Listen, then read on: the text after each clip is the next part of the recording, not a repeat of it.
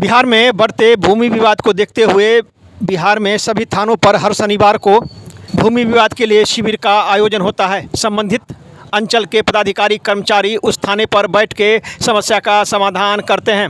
अगर वहां से समस्या का समाधान नहीं होता है तो संबंधित विभाग में उसे भेज दिया जाता है।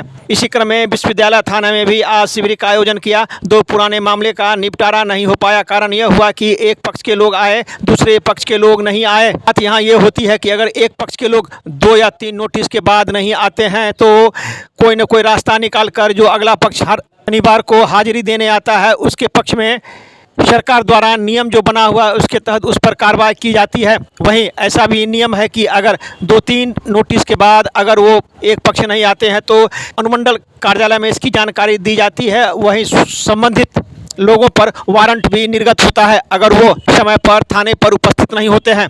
क्या नियम है, क्या नियम है ज़मीनी समस्या का समाधान के लिए? विश्वविद्यालय थाना पर आए सदर अंचल के राजस्व कर्मचारी ललित रंजन दत्त से जब जानना चाहा कि आखिर ज़मीनी समस्या का समाधान किस प्रकार से होता है, कैसे आप करते हैं, तो उन्होंने कुछ नियम के बारे में भी दी जानकारी। उन्होंने क्या कहा सुनिए। दरभंगा दर्शन न्यूज़ से मनोज झा। समस्या का समाधान थाना स्तर पर होता है, क्या कहेंगे? होता है, काफ़ी मामले सुलझाए जाते हैं, मामला सुलझता है, शांति स्थापित हो जाती है। ये सरकार की एक अच्छी पहल है। बहुत ऐसे मामले में होते हैं कि एक पक्ष को नोटिस जाता है जिस कारण कभी कभी समस्या उत्पन्न होती है। समस्या निपटारा के लिए क्या कहेंगे? नहीं, इस मामला में तो है, बहुत बार द्वितीय पक्ष जो है लगातार नहीं अनुपस्थित होते रहते हैं। कई बार उनको नोटिस नहीं निर्गत होता है या निर्गत होता है तो मिल नहीं पाता है, तो एक पक्ष परेशान होता है, वो हर डेट पर आते रहता है। तो दोनों पक्ष आएगा, बिना दोनों पक्ष को सुने निर्णय नहीं लिया जा सकता है।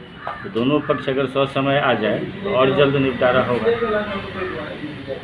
नहीं आने पर क्या समस्या उत्पन्न होती है? नहीं आने पर मामला लंबित हो जाता है। बिना दूसरे पक्ष को सुने तो एक पक्षीय सुनवाई करने का अधिकार न्यायालय को है, हम लोगों को तो है नहीं।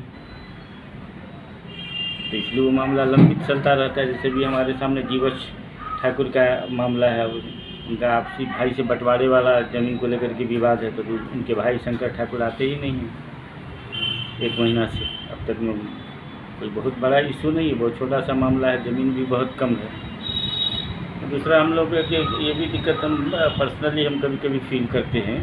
जैसे ये मामले की सुनवाई चल रही है, मैं कर रहा हूँ, ठीक है, बीच में फिर मेरा यहाँ से दूसरी जगह जाना हो जाता है, दूसरे थाना पर, तो वो लिंक टूट जाता है। फिर दूसरे जो यहाँ आते हैं उनको पूरी पीछे की बात मालूम नहीं होती है। मैं जहाँ जाता हूँ मुझे भी वहाँ पीछे जो हुआ वो नहीं पता होता है, तो उसमें थोड़ी सी कठिनाई होती है।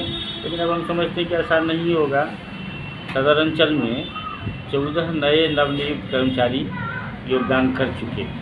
तो मुझे लगता है कि अब इसी हिसाब से होगा कि सबको एक 8 थाना है, एक अगर रहेगा स्थायी रूप से तो अपना समझेगा, विवाद को समझने में आसानी भी होगी, सुलझाना भी आसान हो जाएगा, कोऑर्डिनेशन भी अच्छा हो जाएगा। देखिए क्या होता है। आज कितने मामलों का निपटारा हुआ? आज कोई नया मामला नहीं आया, 2 पुराने मामले हैं। ये अभी जिनका मैंने जिक्र किया जीवछ ठाकुर का, ये मामला भी पुराना ही है। तो इसमें द्वितीय पक्ष नहीं आ रहे। द्वितीय पक्ष के नहीं आने के कारण सुनवाई नहीं हो पाती, तो मामला लंबित चलता है।